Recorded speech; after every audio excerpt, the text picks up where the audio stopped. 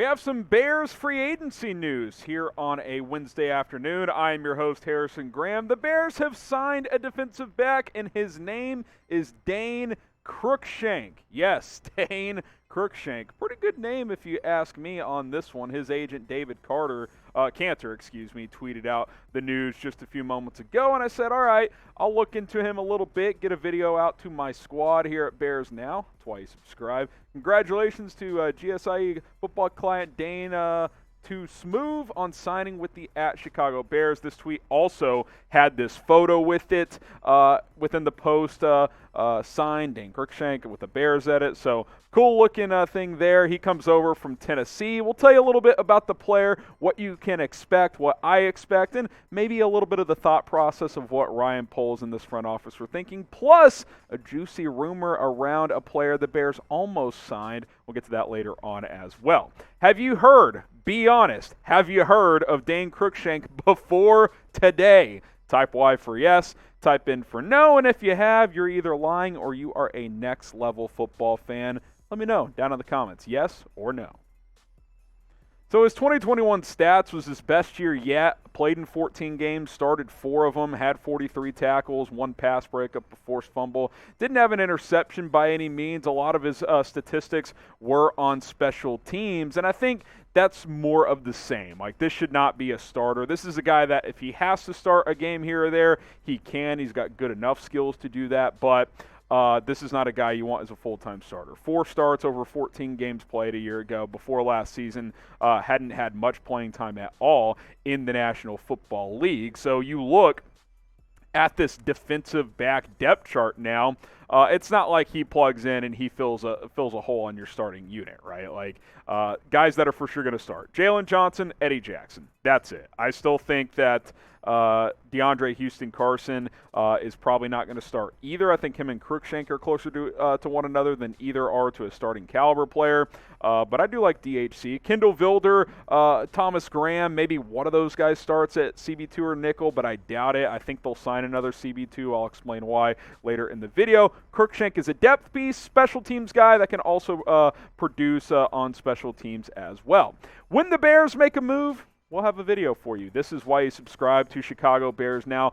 Don't miss out. Hit the subscribe button, youtube.com/Bears Now. Subscribe right now if you love the Bears. And hey, no one's going to get you guys informed on Dane Cruikshank quite like I will. I can promise you that. More on Cruikshank here. This kind of feels like your Deion Bush replacement, right? Deion Bush signed a 1-year deal with the Kansas City Chiefs after the Bears brought back DeAndre Houston-Carson. You keep DHC, you let Bush go, you go out and get Dane Cruikshank, who's a more explosive athlete than Deion Bush. Credit to this account on Twitter, a Relative Athletic Score on Twitter, who kind of does all the grading stuff at the combine during the draft process. This is how he tested coming out of Arizona. Green and yellow were good. Green is very good. Yellow is good. What you don't want is red. He's got a lot of very good and a lot of good. 4.41 in the 40. That's a good number. 38.5-inch vertical. That's a sign of explosiveness as well. Did well in the 20-30 split there as well. This fits the mold of what this new regime wants, whether it's for starting caliber guys or even depth guys. They want explosive athletes, guys that are fast, that are physical, that are explosive. He fits the mold of all of that. When you hear what Ryan Poles and Matt Eberflus are looking for, they want premier athletes. And Dane Cruikshank is that. He's not a premier football player. He's a goodish football player, a contributor, but he's a great athlete. And that's what you want for depth, right? Like for depth players, they gotta be next level in something. And his explosiveness helps him stick around, and I think that'll help him stick around on this 53-man roster. Now the question is, you got a starter in Eddie Jackson. I think Cruikshank and DHC are safety 3, safety 4 type special teams contributors. Who will have the bigger role this year? Type DC for Dane Cruikshank. Type DHC for DeAndre Houston-Carson. I'll say DHC. I think he's better in coverage, but let me know what you guys think down in the comments section. Let's go to the next story here.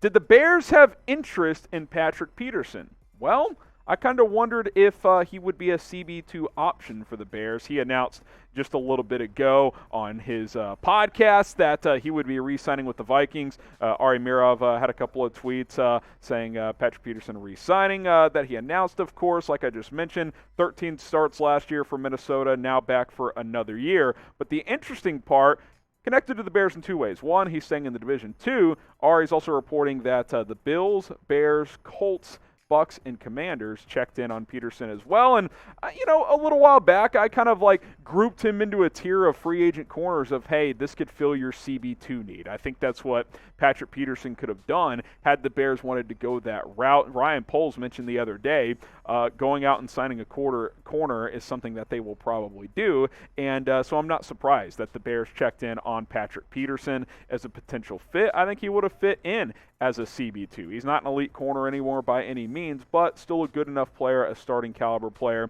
Not going to say this is some huge miss by Chicago, but I am not surprised that they at least checked in and wanted to see where he was at. So he's back in Minnesota. So you look at the cornerback depth chart. Again, we looked at the whole secondary depth chart. Jalen Johnson, he's a good corner. You don't have much after that. I've got high hopes for Thomas Graham, high-ish hopes, I should say. I think he could start at CB2 or nickel. Ideally, you want to go get a vet at one of those spots.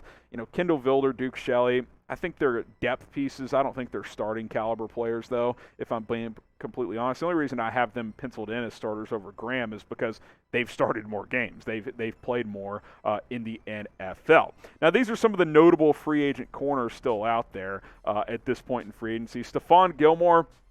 Look, I love Gilmore, but he's going to be expensive, and he's likely going to go to a contender. I don't think the Bears make sense for him. I don't think he makes sense for the Bears. Joe Haden, one-year deal, I'd be interested. Now, I wonder if he wants to latch on with the contender. He's 32, 33. Would fit that mold of a CB2 type, kind of like a Patrick Peterson, but he is getting older, so I don't know if either side would be mutually interested. He may want to play for contenders only at this point. Tavon Young, and when I say contenders, I mean high-level contenders. Could the Bears be a playoff team? Maybe, but Super Bowl caliber? Probably not. Tavon Young, he's only 28. I'm interested. He's a nickelback.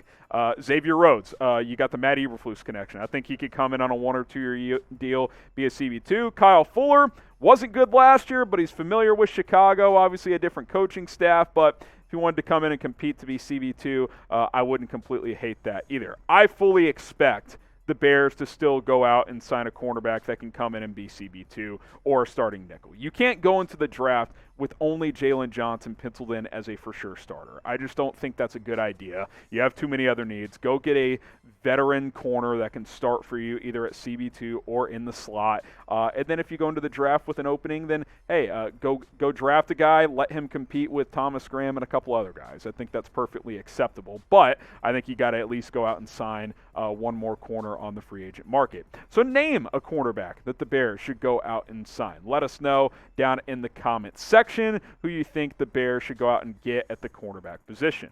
Appreciate you guys for tuning in. Just to verbally mention it one more time, Dane Cruikshank signs with the Chicago Bears, presumably on a 1-year deal. Good athlete, special teams guy. Think Deion Bush replacement as he comes on board. This is why you subscribe, because we cover everything here on Bears Now. Big news, small news, bad news, good news. We cover it all. Rumors as well. Hit that big red button and subscribe, and we'll see you next time here on the channel.